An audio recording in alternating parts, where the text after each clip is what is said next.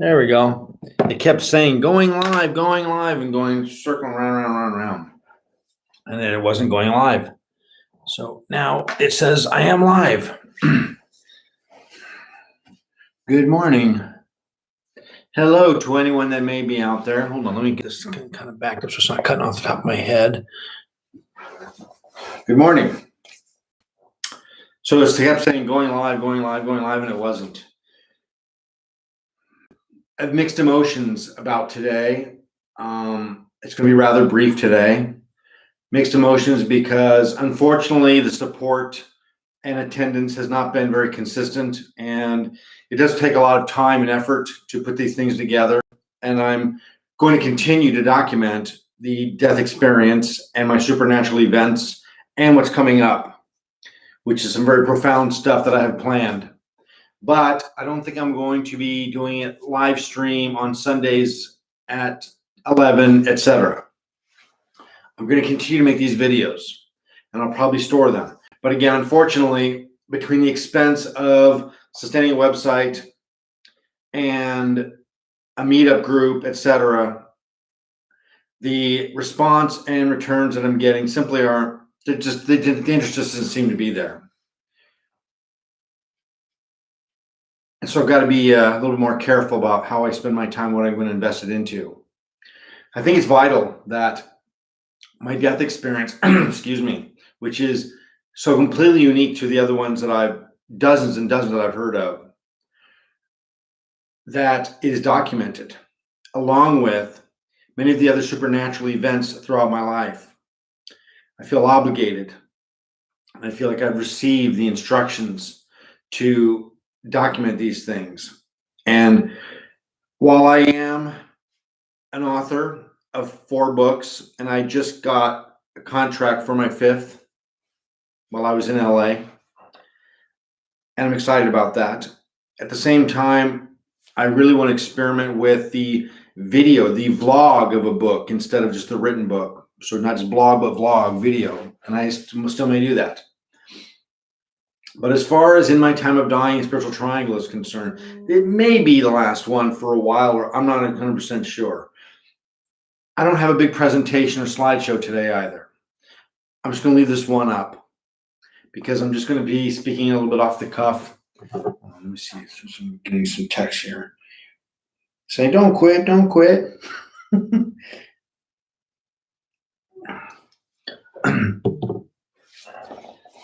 And I think important is today's important to go over some of the specific dynamics, the very certain unique things. And again, I have no script here, no slideshow. I'm going kind of spontaneous. And what I want to share today is some of the darkness that was experienced throughout my death experience. I've been told that I present fairly well, and then I seem very positive, and I am. I'm not an optimist. I'm not a pessimist. I'm not a realist, as everybody says. If I'm not these, I must be a realist. I am in the middle of all those things. I definitely look for the positive in all things. Why not? But the death experience was extremely dark and also enlightening, profound, tragic. And I want to share with you some of the horrifying events that take place, which is why something like 90% or 70%, I don't remember the statistic, of NDEers, near-death experiencers, are divorced and starting over within a few years of their death experience because they're living in a reality and on a frequency that their associates cannot relate to. Now, I'm kind of used to this. I've been having supernatural experiences since I was born.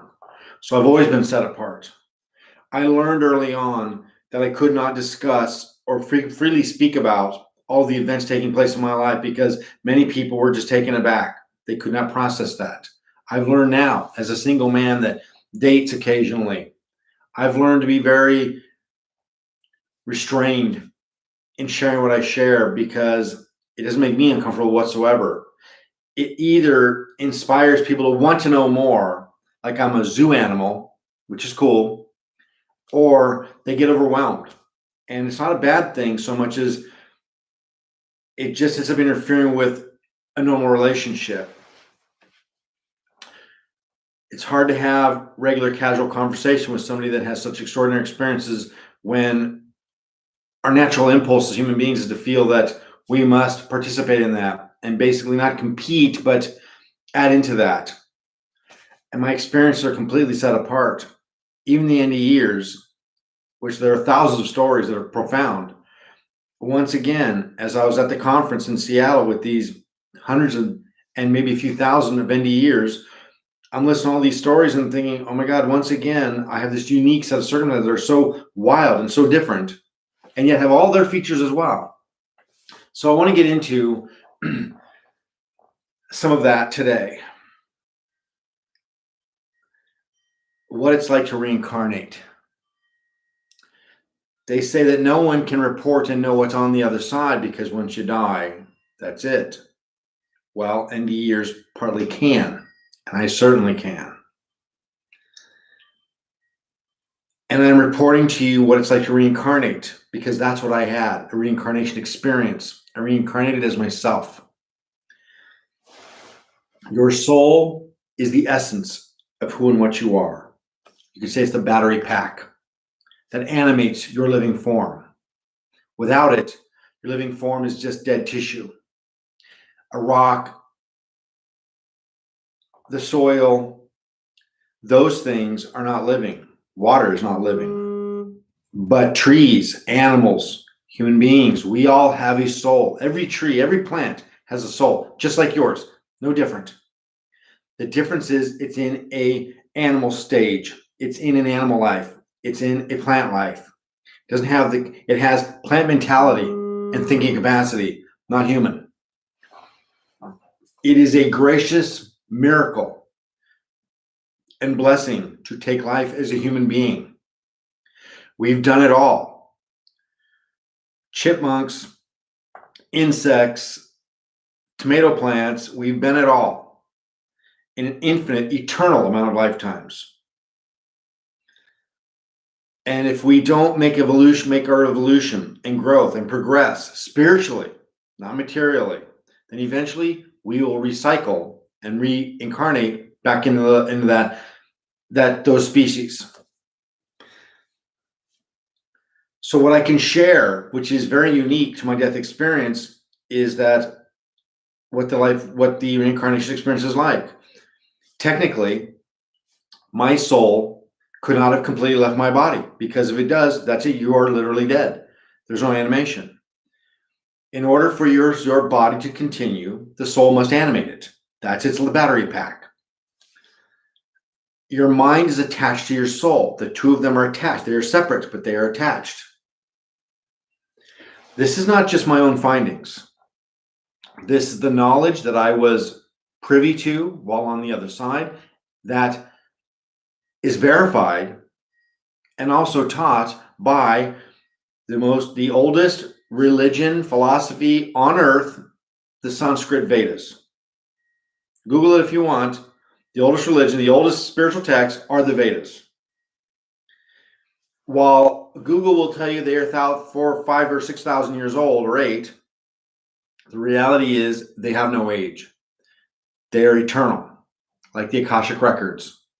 They always exist in one form or another, in one dimension or another. That knowledge is permanent.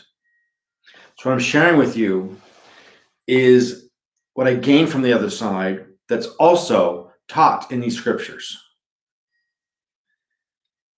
Sanatana Dharma is not a religious philosophy. It is the instruction manual for living and being. We'll set that aside for a moment.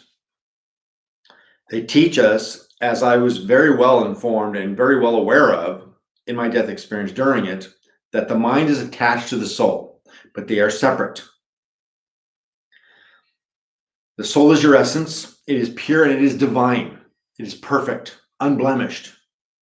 It's this tiny, tiny thing that exists right here. This is where it resides, is in your heart center. Your mind exists and resides in this head center. Your mind is your emotions, your intellect, your reason, all those things. If they separate, that's bad news, but they don't. They're always together.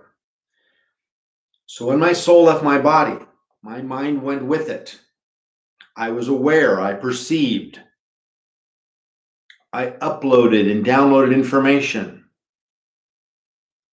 as we all do in the other side death experience.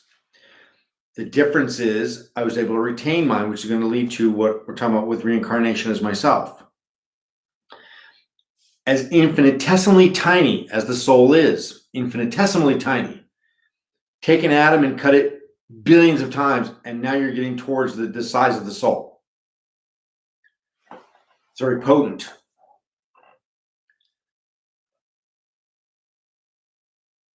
And yet, as I said, it's very potent. That tiny, infinitesimally tiny thing animates every living thing.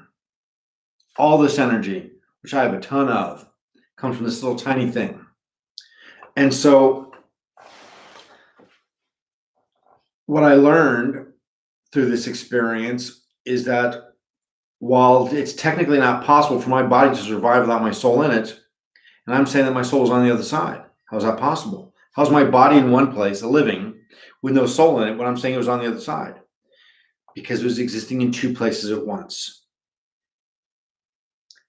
A fragment of that tiny, infinitesimally tiny soul, mine, was in my body, sustaining it, and it was also mostly on the other side with my mind.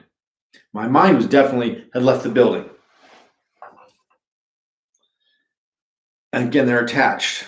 The mind can't go without the soul. That's where it always is. When I was brought back to life in the street, my soul remained on the other side. My mind remained with it. But again, when they brought my body back to life, a tiny fragment of my soul persisted there and animated my body. All it was a heartbeat. It wasn't even barely even that. I was on machines for heartbeat and for breath.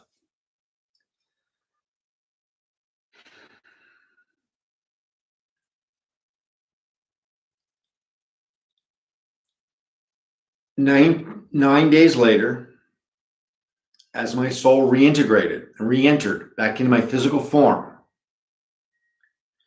it trickled in. It comes through your fontanelle, the top of your head. That's why the fontanelle, the soft spot on a baby's head, is always soft, because that's the last places that the skull bones close up and actually become solid, because your soul enters there. As my soul re-entered my material, my physical form, it did so slowly, as they all do. It trickles in with your mind. It doesn't just boom. It can, and I suppose sometimes it does. I'm telling you, in this instance, it did not. I was on both sides. I was aware as I came to consciousness out of my coma after 9 days that I was aware of the surroundings. I did not know who I was, what I was. I didn't know what a hospital was. Didn't know what a room was. Didn't know what a bed was. Did not know anything. Same thing as an infant. When an infant is born, they don't know nothing. They haven't. It's deleted. The soul entering the fontanelle is a tremendous power, condensing, distilling into this physical form. It takes a lot of power, thrust, intense magnitude of energy. And again, the mind is attached and it's funneling down and cramming down into this physical form. And as it does so, the memory of who it's been in the past, the memory of what it experienced while in between, in the bardo on the other side, it isn't sustained, because the bottom line is it's just too shocking and too difficult to be able to do both. To incarnate and animate a body and retain the memory of what came before. Many of us do indeed retain past life memory. I had past life memory fairly cognizant when I was 3. It had always been there the whole time. I just wasn't developed enough in my brain tissue to be able to understand it. But when I was around 3, I could. So when your soul enters into your physical form with your mind, it is such a shocking experience to the system, to those two entities, soul and mind, that everything you were and everything you know intellectually is forgotten. In a similar way that everything you did yesterday may be completely forgotten if you got in an accident or something tragic happened or something, or if you won the lottery. I mean, you just forget it. It just be such almost tiny details that you wouldn't retain all that.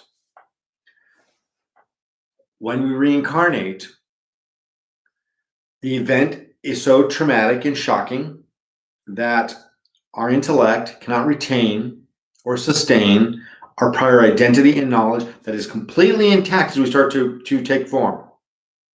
As you start to reincarnate, it's all there. While on the other side, all there. I mean, it's just there. I wasn't having dialogue with the other side entities. It was just there. You just know it. We all do.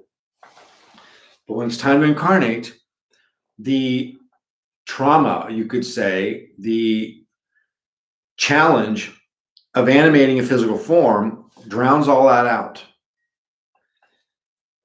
It didn't seem to me as though my sense of identity, walking, talking, moving, breathing, swallowing, eating, was forgotten. It was deleted. It's like I never knew it, like an infant. Technically, it was forgotten because technically in prior lifetimes I did all those things, obviously. The shocking thing, as I presented this in a more lighthearted manner, is that what I haven't gone into is, again, the darkness and challenge that it was to reincarnate and have no identity. There's no way to describe it as an ineffable experience of the confusion. I didn't see myself as me. I saw myself as a divine, eternal spirit and soul. I did not understand the confines of a body, of a hospital room, of a world, of people who thought they were these identities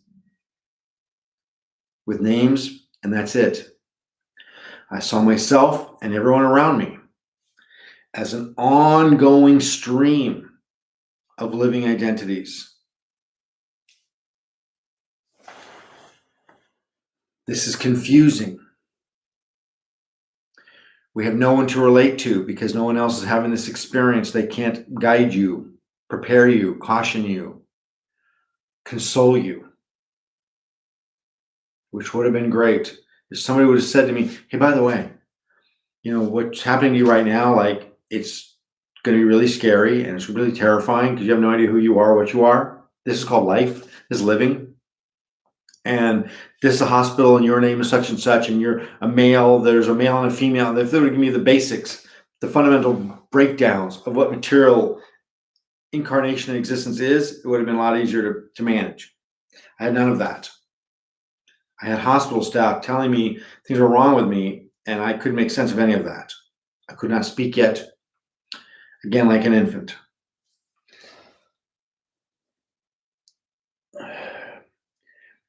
It takes approximately 7 years for your mind and soul to truly stabilize within your body. If you think about it, go back into your childhood, you have very few memories prior to 7. 7 is when we develop the ability to be cognizant, interact with the world, have opinions, not just intaking in information and experiences, but also forming thoughts and perceptions of them.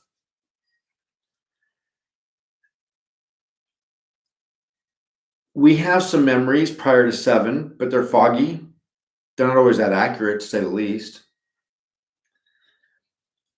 It's only when we have, through prior lifetime work, developed and retained mystical, spiritual work and consciousness that we get to retain it and take it into our next lives. Start kind of where we left off, a little bit more. But again, the stabilizing period is overwhelming and confusing. No one is there to teach you or give you a guidebook with instructions to tell you what's happening to you or how. See, when you're an infant, that's okay because you're just a baby. You don't need to do anything. Everyone's feeding you, taking care of you, changing your diaper, feeding you, watering you, rolling you over. But when you reincarnated into your adult body, well, they were kind of doing that too. I was hooked to machines and intravenous food and water. But there's this paradoxical event taking place where I kind of knew things in an abstract way, that I wasn't an infant and I wasn't this adult human being either. I had to learn from scratch. Again, I cannot put into words to you how terrifying, how lonely that experience is, with no one to relate to, from beginning to this day. And as I integrated with the NDE community, I thought, well, at least I'll have some support and some peers and people that I can talk to on the same level. And once again, consistent with my very supernatural set of experiences from the beginning, I could relate to them up to a certain point. We had things in common, and that was about it. Same thing with my drug addictions in the past. Same thing with my Kundalini experience in the past. I seem to have this knack for having the most extraordinary wild ones. While that may sound like bragging fun, it's not. It's not tragic and bad either. It is what it is. I'm grateful, and I'm also at times thinking, why me? Haven't I done enough? Again, it's very lonely when your soul and your mind is stabilizing within your body. As an infant, you don't have the cognizant ability. As an adult, I'm on a fast track. I'm evolving mentally and cognizantly, consciously. I'm evolving and progressing at a very rapid rate because I'm in a developed brain. I have a developed body. I'm in an adult human being's body. It's in a hospital bed because it can't move. It's virtually crippled. But the bottom line is, I have a developed brain. An infant doesn't. So I have this rapid, accelerating, progressive capacity for processing it, and yet, in other ways, I'm just like an infant. I have no understanding of it. Again, no one can guide me. No one can teach me. No one even knows what I'm going through. And I certainly can't explain it because I couldn't even speak. This darkness was lonely. I don't make light of it as I give these other presentations. I don't ignore it. I'm not in denial of it. I'm in touch with it. And when it's relevant, it comes out. And again, I think that one of the most significant things to relate about the death experience and why I'm motivated to create and document this in my new book and in this vlog and blog series is because it's so challenging and difficult. I want to give people suffering from it the advantages that I did not have. A guide, some instructions. Look out for this. This is normal. Don't worry. This will take place soon. This will take place. Watch out for that. That's what I've done as an addiction counselor. That's what I've done as a behavioral counselor and a family and relationship counselor. So I've done with my whole life, not whole life, since with my career for the last 15, 20 years, is I coach and guide and lead people and mentor them through these harrowing experiences so they can go through them and not only endure, but to benefit from them, to evolve. There's only one thing worse than suffering, suffering for no reason.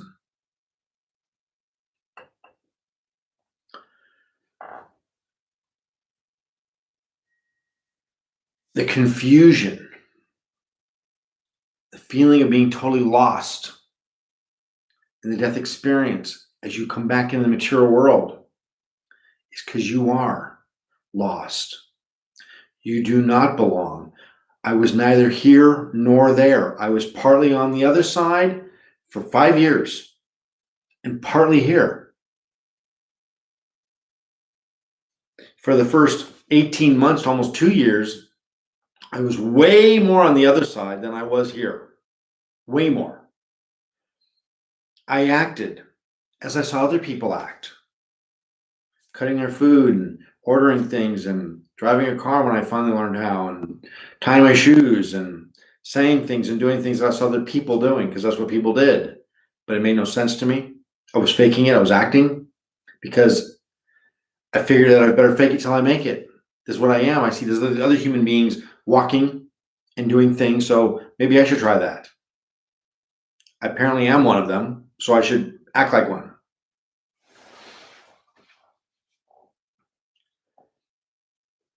What I would like to be able to convey most to Andy years going through that phase is that it does pass, because it felt like a friggin' eternity.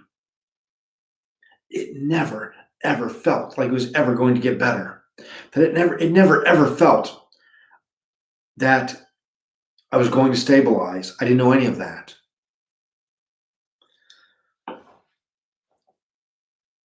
It just kept going.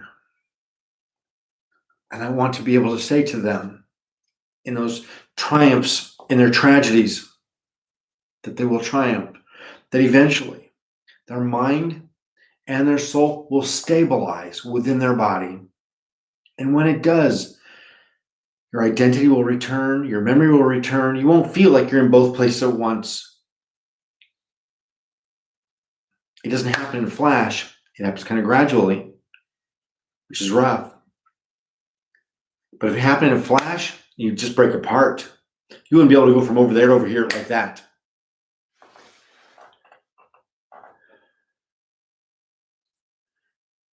The motivation to do in my time of dying, triumph over tragedy, is exactly that, same as I've done with my whole career before.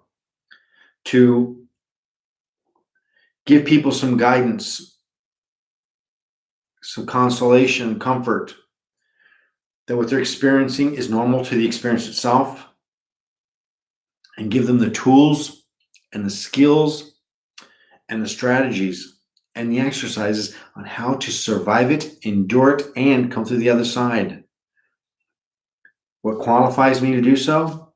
Well, 3-time medical miracle. I'm not supposed to be here at all.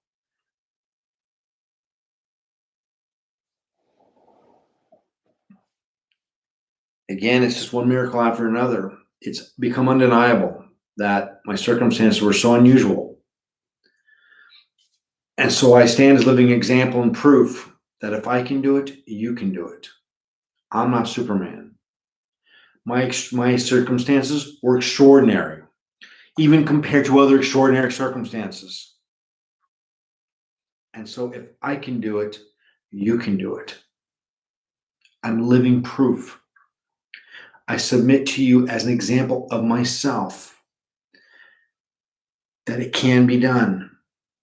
That if you stay with it long enough, you don't have to be in that 90% of people from NDEs or from DAI brain injuries that are dead from suicide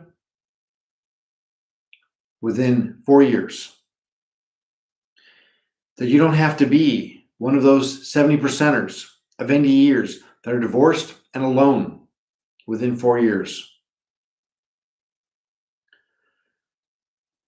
that if this content reaches you and your family members as you go through something like this, then you'll find the patience, the tolerance, and the endurance, because what you're going through that feels so completely abnormal is normal for the circumstance.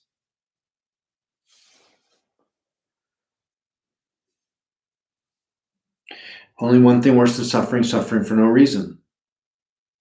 What else can we do but convert our suffering into something that might save and benefit someone else? The enlightened personalities, the avatars of our history, of our planet, the Buddhas, the saints, the dissensions of divinity, they know that we're suffering, and they come to guide us. They get dispatched by the divine realm to teach us and to show us the right way. That's what Christ did. That's what the Buddha did. That's what they all do.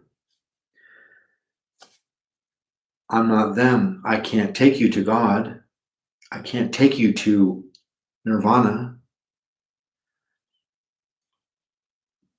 But maybe I can assist you enduring defects and tragedies and pathologies and limitations so that you can endure those, surpass them, triumph over them, and then be in a position to find God and liberation.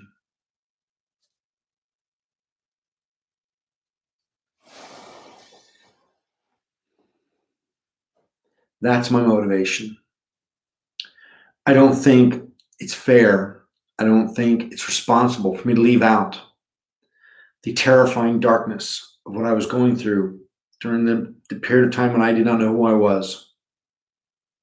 And I lost the woman that I loved, that loved me. We had magic. Our relationship makes Romeo and Juliet and other big romances look like kid stuff. Everyone feels that their love is special. And I'm telling you once again that if I told you the story of all the dynamics of it, you'd eat your heart out. The people that have heard it, they do. The losses were tremendous.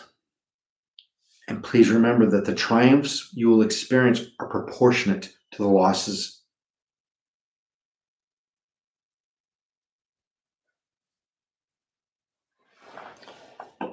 We cannot give up.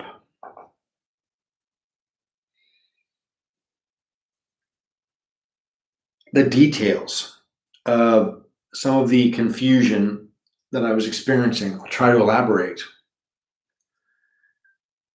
Again, it's very difficult to distill a very supernatural event into material language. The other side, the divinity, the spiritual dimensions, they do not conform to the material dimensions. It takes a saint to relate those things, and I'm not one. But I am an award-winning writer, so I do have some skills. The feelings of your mind and soul stabilizing within your body is paradoxical. You don't know who you are because you're not someone. You are all things. It's not that I could not accept that I was a living human being. It's that I also simultaneously, dualistically, was experiencing my existence as all other things as well. Bugs, insects, animals, dogs, cats, deer, trees, flowers, bushes, human being, simultaneously. There was no differentiation between my immediate identity and all the ones that I knew and I had been before. In a sense, imagine that You're a member of your entire life, no matter how old you are, whether you're 9 or 90. Every event and memory of your entire life. Let's say we were able to take that out, kind of like a USB device, to kind of pull that out, and then put it all back in, and it's just there. And how overwhelming that would be. I guess that's a little bit of an analogy, that the reason it's so confusing is because you're not experiencing what anybody else is experiencing. You're having multiple associations with your identities. Not identity, but identities. You don't see yourself as an individual. You see yourself as all things. We can accept this, most of us, philosophically, especially as spiritualists. It's what we talk about, one with everything. However, to experience it, to feel it taking place, not just mentally, but physically, psychically, supernaturally, to feel it. It's more than your senses can bear, can make sense of. I'll give you another brief analogy, which is a little more supernatural. The Kundalini event. A lot of people talk about Kundalini yoga and blah, blah, blah, blah, blah. And I will often get tired of the topic because most of them don't know what they're talking about. The actual Kundalini event is such a profound and intense experience. And as I was talking to a dear friend the other day about it, who's very familiar with it, she's the only person that I know on the planet personally that has experienced a full-blown Kundalini as well. There are other people. I'm not saying that. I'm saying it's the only one that I know personally that I've been able to communicate with. And what we were talking about is not only the total expansion of your mind during that event. And I mean mind. I mean there's this thing, this substance that is your mind. And it is expanding. You can feel it. Not mentally, not abstractly, not conceptually. I'm saying sensually. You can feel it in your senses. It is a tangible, experiential event. And you can feel the Kundalini energy serpentining around your spine and up through your body and through your chakras. Not conceptually, not abstractly, physically. It's undeniable. It's not metaphorical. It's not allegorical. It's not a notion. It's not an adjective. What I was experiencing during my Kundalini event was a full-blown experience on every level. Consciousness, emotion, spirit, body, subtle body. What I'm saying to you is that the death experience is the same way. That I wasn't just confused in my brain of who I was or what I was. At the same time, I didn't have any confusion at all. I saw that the rest of the world was confused because they thought they were this person. And I was like, no, you're not. You're like all these people. You're all these identities that go back for thousands and thousands of years. I'm not saying you're all of them like you're this person next to you, everybody in the same room. I'm saying that you have a string of identities that's infinite and eternal. Countless. You are also this person right now. The death experiencer is experiencing, I was at least, many of those. Not an infinite number. You'd lose you for sure. You'd snap. But many. How many? I don't know, dozens. For example, when I woke up in the hospital, one of the first things I said was to my family. I say air quotes there because I didn't know what a family was. I didn't know who these people were. I was told they were my family, and I didn't know what a family was. And so I got a sense of what family was. These are people you're connected to, et cetera, blah, blah, blah. And I look at them, and some of the first words I articulated were, why are you in England? I was wondering why they were in England, because I was in England.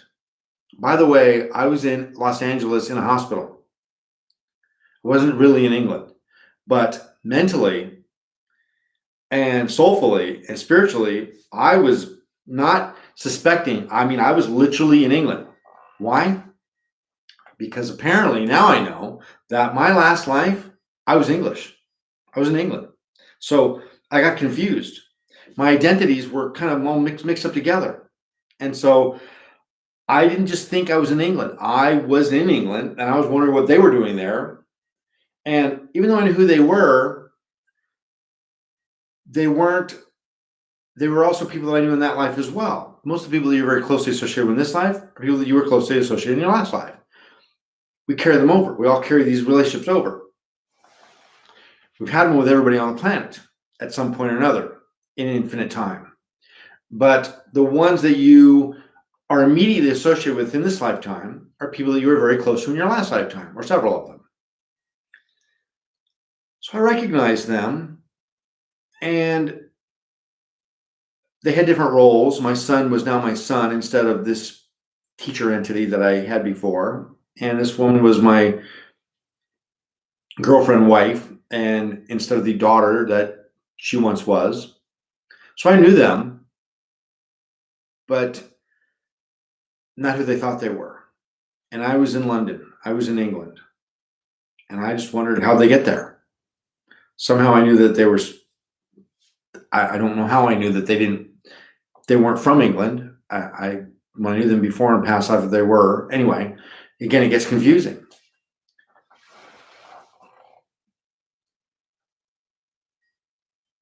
I'm experiencing multiple lifetimes at once because with my mind and my soul not quite stabilized within my physical form, it has access to the wide spectrum of them.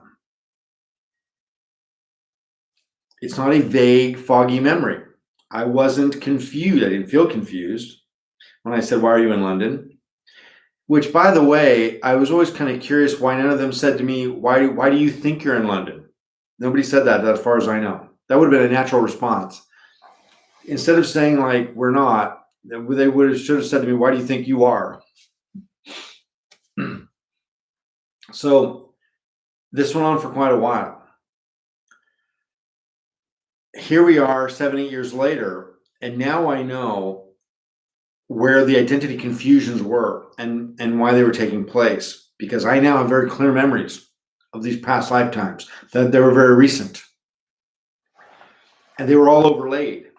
Again, in a similar way, you first wake up in the morning and you try to figure out all the little details of what you're doing for your day, what happened yesterday. Well, it'll be a little confusing. They're all kind of running together, you know? And so that's kind of how it is when you reincarnate. Again, but when you're an infant, you don't have the capacity cognizantly to be able to or need to make sense of any of it. But in an adult brain, I'm having both. I'm having the overwhelming amount of information and experiences taking place, but I don't have an infant mind and body where I'm just like checked out. I'm able to observe it, perceive it, and really tripping on it.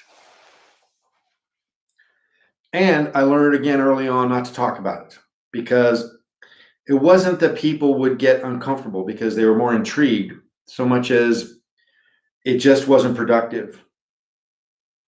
They could not help me figure it out. And whenever I did try to speak to anybody about it, it would just reemphasize to me how lost and confused and alone that I was having this experience. All I can tell you is thank God that you're an infant when your soul and mind stabilize within your body, because you never want to have it as an adult. It's a lot to take.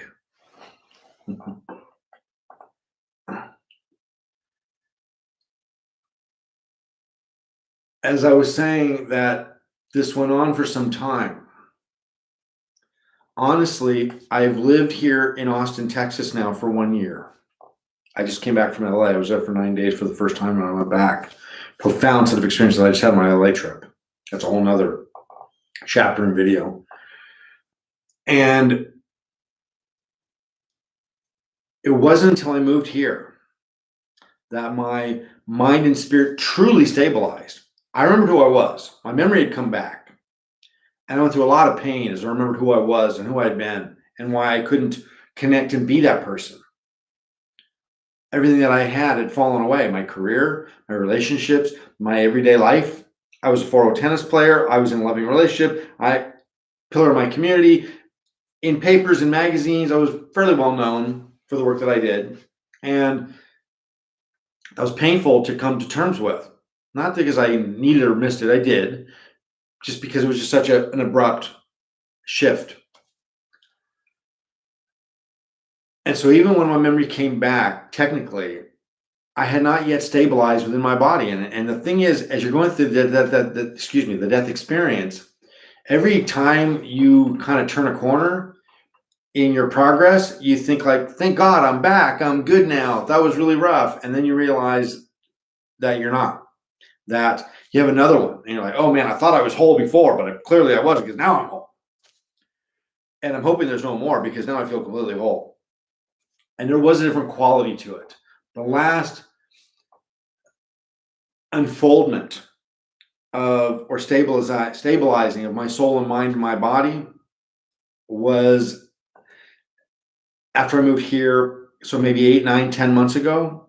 And again, now all I can say is qualitatively it felt different than the other times that I thought I had truly stabilized and my soul and my mind were integrated.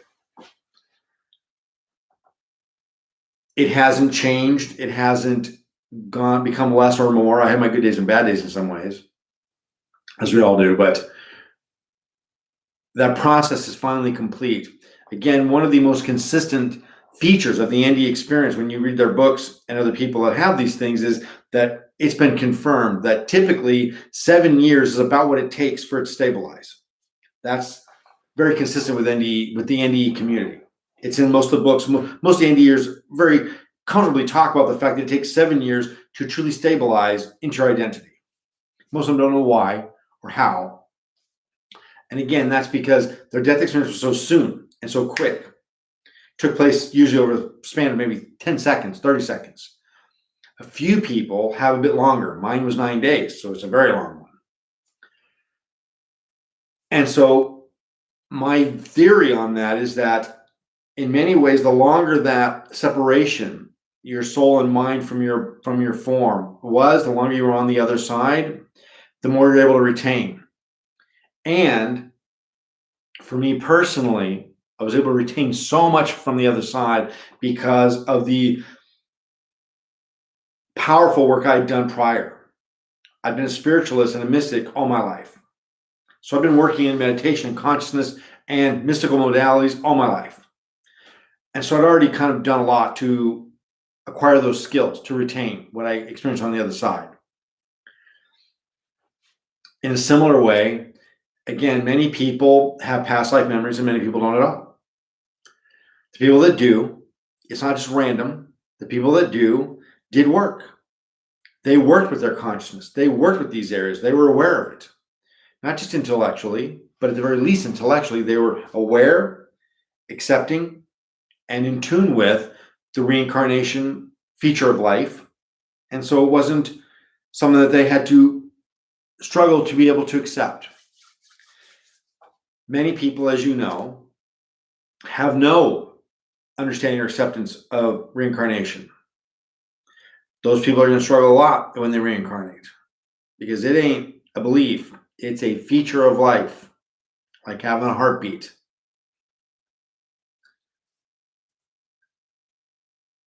So the more work we do, and this is the other big message that I try to fuse into my teachings here in these presentations, is that the more work we do in this life, we're setting the stage for what we're going to be able to retain and carry over in our next life. Your karmas and your sanskars, which I've done 2 presentations on.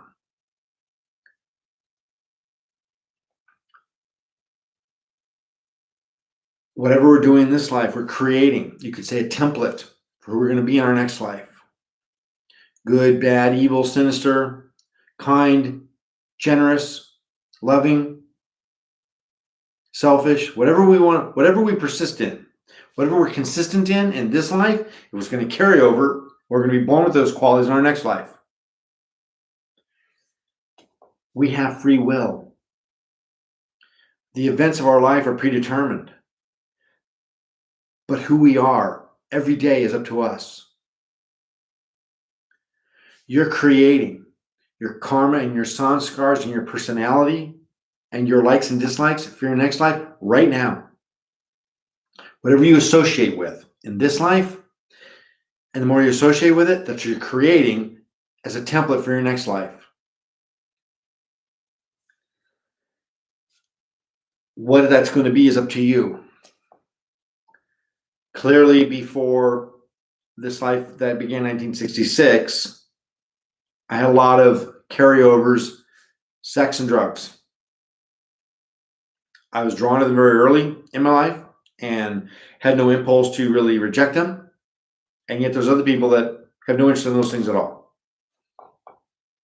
Those are the sanskars. Those are the carryovers from what you're associating with in this life, carries over into your next. Choose carefully. Choose wisely. Develop spiritually, mystically, consciousness. Get into it. It's fascinating. It's magical. Let's just say it's all crap. Let's just say that there is no God. Let's just say that all the magic, all those things that spiritualists believe in, let's say that all that is complete fantasy, like agnostics and atheists truly believe it is. Let's just say that they're right and we're wrong. I'd rather live in my lie than live in their truth. Even if I'm imagining it, my life is filled with profundity, meaning, purpose. I'd rather believe in a lie of spirituality than a truth of none. And as a spiritualist, I know that I don't believe, I'm aware of its reality.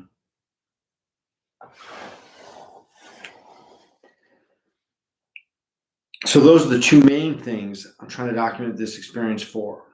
To console, comfort, and guide, and teach people going through the death experience and other things that are supernaturally traumatic, to be able to endure it, to be inspired, to give them not just inspiration, but instructions on how. How did I overcome a DAI brain injury when no one else has? How did I survive and come out of a stage 3 Glasgow coma when no one else has? How was I able to retain what I experienced on the other side when very few people do? What they do is such a tiny amount. By sharing these things, I give back some. And I'm a selfish son of a bitch. I'm just trying to create my own good karmas. I'm trying to convert and give what I have so that I can get more. I'm just trying to serve. Be selfish in the right way. Develop your consciousness. Develop spiritually. And don't just think about it. Practice it. If I got to deal with one more New Ager that talks to me about all these theories and reads, if I say them out loud, I'm going to probably get people disconnected right away. These pop culture authors that are correct, Eckhart Tolle, Andrew Weil, they're not wrong. I'm not saying that. I'm saying that they're grade school level. Get more, want more, need more.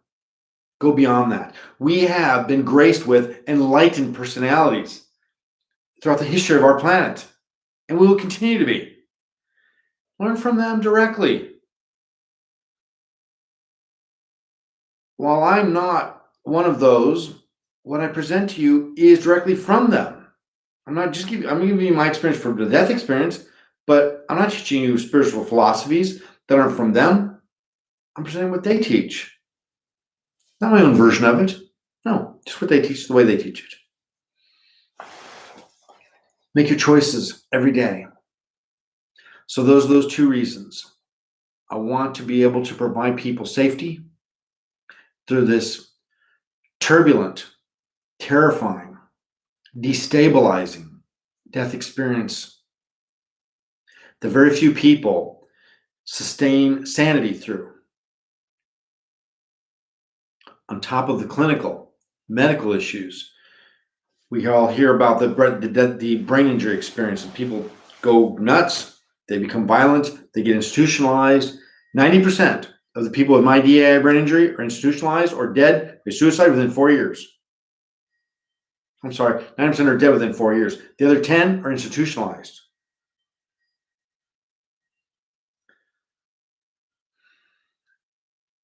Conventional science and doctors and behavioral specialists, sorry, but they're very limited.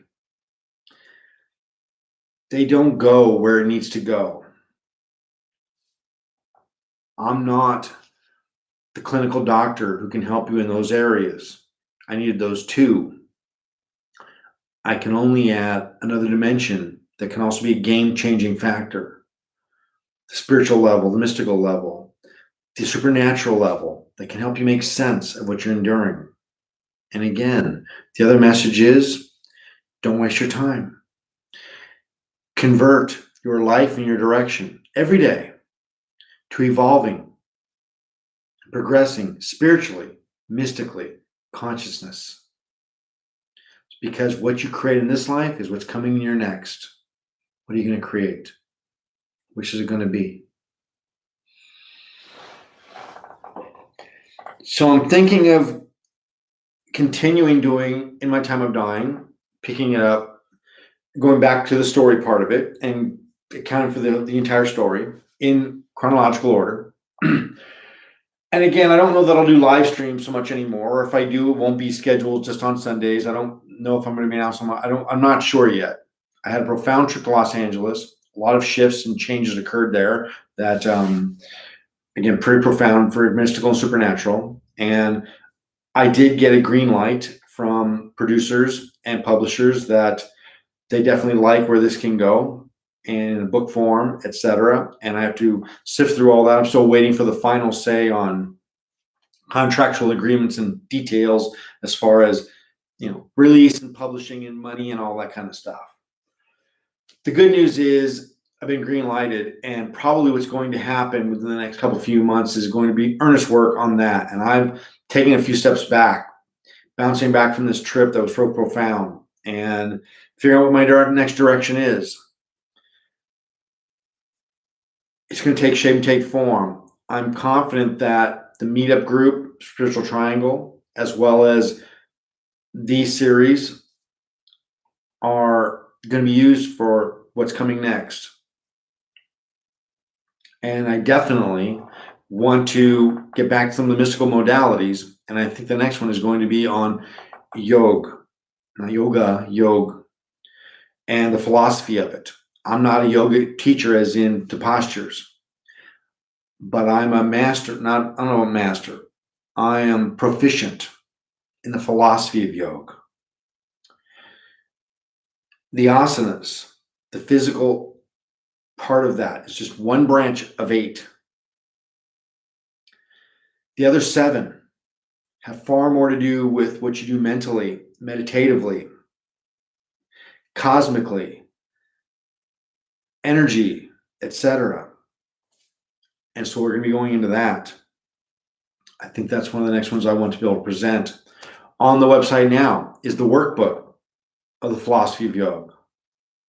It's dirt cheap. It's like $12. It's like 60 pages. I mean, we're talking about volumes of information and books on yoga that have been distilled into this 40 or 50 page workbook that pretty much can sustain your yoga practice for your entire life. So I do think it's time to present a little bit on that. And I want to continue with near-death experience as well. I wish everybody well. The few people that attend and tune in and pick these things up later. Will to be continued. And I always want to hear some feedback. Love to see you visit the website, spiritualtriangle.com. And make suggestions. And again, give me your feedback. You can also do that on the meetup space if you like. So let's go ahead and close that for now. Has anybody got any questions? I don't know who's there. It only shows a few, but I've learned that there's often way more than that from different areas. Anyway, thank you for your time. Love the thumbs up and all that kind of stuff. If you take a moment to do that, that always kind of helps. And we'll regroup and we'll get some things going. We'll have some fun. We'll do some more astral traveling. How do you like that? All right. Radhe Radhe. Jai Shri Radhe.